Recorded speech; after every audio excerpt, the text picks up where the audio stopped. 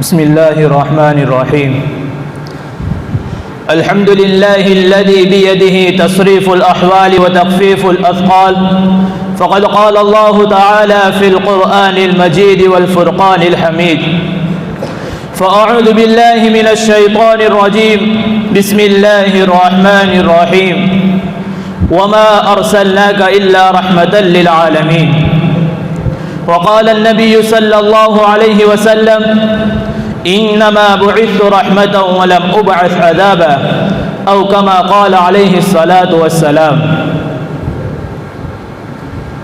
صدر محترم، اسٹیج پر رونق افروز بزرگان ملت، مصلحین امت اور حاضرین جلسہ، آج کی یہ محفل ایک شاندار باوقار نہایت عظیم الشان محفل ہے، جس میں اس حقیر کی شرکت اور لب کشائی کی ہمت بڑی سعادت کی بات ہے۔ نبی آخر الزمان رحمت للعالمین صلی اللہ علیہ وسلم اس عنوان پر مجھے اپنی بات آپ کے سامنے رکھنی ہے۔ بدلا ہوا تھا رنگ کائنات کا تیرے بغیر، بدلا ہوا تھا رنگ کائنات کا تیرے بغیر، ایک خاک سی اڑی ہوئی سارے چمن میں تھی۔ آج سے 1400 سال قبل عرب کا حال بد سے بدتر تھا۔ کوئی خالق ارض و سما کا نام لینے والا نہ تھا۔ وہ خانہ کعبہ جس کو سیدنا ابراہیم علیہ السلام نے ایک اللہ کی عبادت کے لیے تعمیر کیا تھا، اس میں ایک دو نہیں بلکہ 360 بت رکھے ہوئے تھے، جس کی پرستش اور عبادت کی جاتی تھی۔ ہر طرف بے حیائی، عیاشی، بدکاری، زناکاری اور ظلم و تشدد کا دورہ تھا۔ انسان انسانیت سے ناآشنا اور بے خبر تھا۔ پوری سرزمین عرب شرکیات اور خرافات میں مبتلا تھی۔ کہیں سورج کی پرستش کی جاتی تو کہیں چاند کی عبادت کی جاتی، کہیں درخت اور پتھروں کے سامنے سر جھکائے جاتے تو کہیں اپنے ہاتھوں سے بنائے ہوئے فرضی معبودوں کی عبادت کی جاتی تھی۔ الغرض میرے دوستو، دنیا انسانیت اس وقت ایک حد تک یاد خدا اور اس کی دھیان سے غافل اور بے خبر تھی۔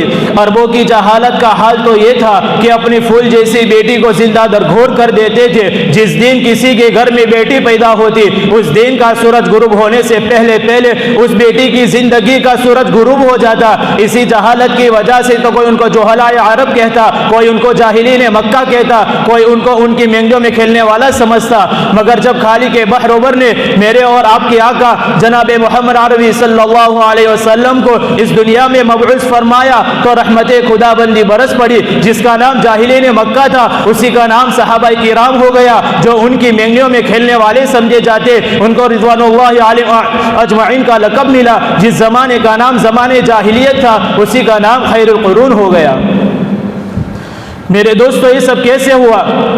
اس نبی رحمت کی آمد کی برکت سے ہوا، جس کے بارے میں اللہ تبارک و تعالی نے اپنے کلام مجید میں ارشاد فرمایا: وما ارسلناک الا رحمتا للعالمین۔ اگر میں اس کی تفسیر میں جاؤں تو وقت اپنی وسعتوں کے باوجود تنگ دامنی کا شکوہ کرے گا۔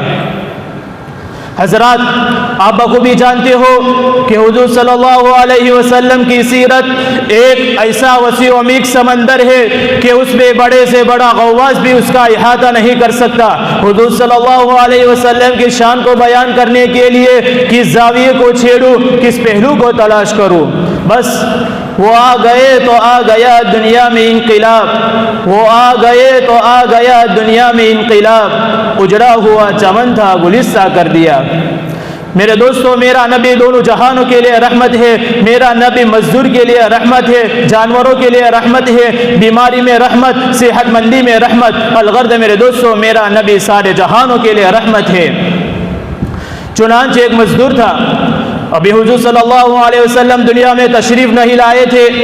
وہ سارا دن مزدوری کرتا، مہینوں اسی طرح گزر جاتے، اسے کچھ نہ ملتا۔ وہ انسان ہو کر حیوانوں کی طرح زندگی گزارتا۔ کوئی قاعدہ اور ضابطہ نہ تھا، کوئی دستور و منشور نہ تھا کہ کس ضابطے کی تحت اسے مزدوری دی جاوے۔ مگر میرے نبی نے دنیا میں آنے کے بعد صاف طور پر یہ اعلان کیا: اعطوا الاجیر اجرہ قبل ان یجف عرقہ۔ مزدور کا پسینہ خشک ہونے سے پہلے اس کی مزدوری ادا کی جاوے۔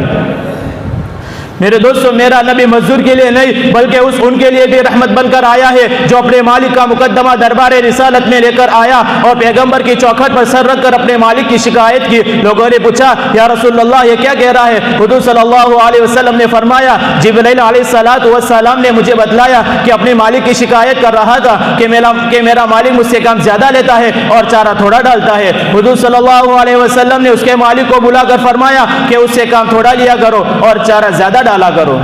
تو میرا نبی جانوروں کے لیے بھی رحمت ہے، میرا نبی عورتوں کے لیے بھی رحمت ہے۔ چنانچہ حضور صلی اللہ علیہ وسلم کی آمد مبارک سے پہلے عورتوں کی عزت کی دھجیاں اڑائی جاتی تھی، عورت ماں ہوتی تو قدر نہ تھی، بہو بیٹی ہوتی تو عزت نہ تھی، مگر میرے نبی نے دنیا میں آنے کے بعد عورتوں کو 4 حیثیت سے نوازا۔ عورت اگر تیری بیٹی ہے تو رحمت ہے، تیری بہن ہے تو عزت ہے، تیری بیوی ہے تو رحمت ہے، تیری ماں ہے تو اس کے قدموں کے تلے تیری جنت ہے۔ میرا نبی سارے جہانوں کے لیے رحمت ہے۔ میرے دوستو وہ آپ کی رحمت ہی تو تھی جس کے سائے تلے صحابہ کرام جیسی مقدس جماعت پروان چڑھی۔ آپ کی رحمت کی برکت سے بدر کے میدان میں 313 کمزوروں نے کفار کے 1000 بہادروں سے مقابلہ کر کے عرب والے کے ہوش اڑا دیے۔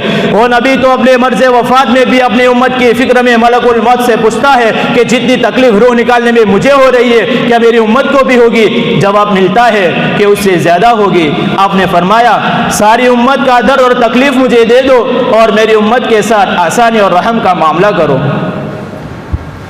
آپ کی رحمت طائف کے اوباشوں کی جماعت پر ہوئی جس سے آپ پر پتھر برسائے، آپ لہو لہان ہو گئے۔ رحمت للعالمین آپ نہیں تو پھر کون ہوگا جس نے عرب کے ان بد نصیبوں کے ساتھ رحم و کرم کا معاملہ کیا، جس نے آپ صلی اللہ علیہ وسلم کے راستے میں کانٹے بچھائے، آپ پر اجری ڈالی، آپ پر کچرا ڈالا۔ آپ چاہتے تو ایک اشارے سے طائف کے بد نصیب 2 پہاڑوں کے درمیان پیس جاتے، آپ چاہتے تو ایک اشارے سے عرب کا نام و نشان صفحے سے مٹ جاتا، مگر آپ نے رحمت للعالمین ہونے کا ثبوت دیا، فرمایا کہ میں رحمت بن کر آیا ہوں، عذاب بن کر نہیں آیا۔ آپ کی رحمت صرف دنیا میں نہیں میرے دوستو بلکہ کل قیامت کے دن جب ہر طرف نفسی نفسی کا عالم ہوگا تو اس وقت جب ہر نبی سفارش کی درخواست پر یا ربی نفسی کہتے ہوئے دکھائی دیں گے تو میرے اور آپ کے نبی محمد عربی صلی اللہ علیہ وسلم یا رب امتی کہتے ہوئے پوری امت پر رحم و کرم کا معاملہ فرمائیں گے۔ آپ کی رحمت کے بارے میں کیا کہوں، کب تک کہوں اور کتنا کہہ سکتا ہوں؟ تھکی ہے فکر رسا ذکر رحمت باقی ہے، زباں ہے آبلا پا ذکر رحمت باقی ہے، وقت ختم ہوا ذکر رحمت باقی ہے، بیاں تمام ہوا ذکر رحمت باقی ہے۔ وآخر دعوانا الحمدللہ رب العالمین۔